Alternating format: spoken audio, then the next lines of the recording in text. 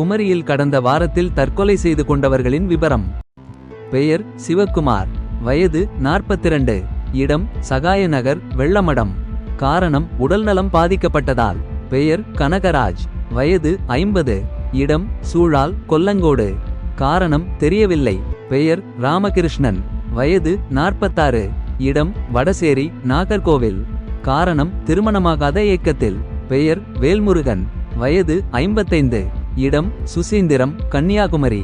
காரணம் சிறுநீரக பாதிப்பு காரணமாக. பெயர் தீபன். வயது 18. இடம் மேல ஆசாரிபள்ளம், நாகர்கோவில். காரணம் தெரியவில்லை. பெயர் இஸ்ராணி. வயது 65. இடம் கல்படி, அம்மாண்டிவிளை.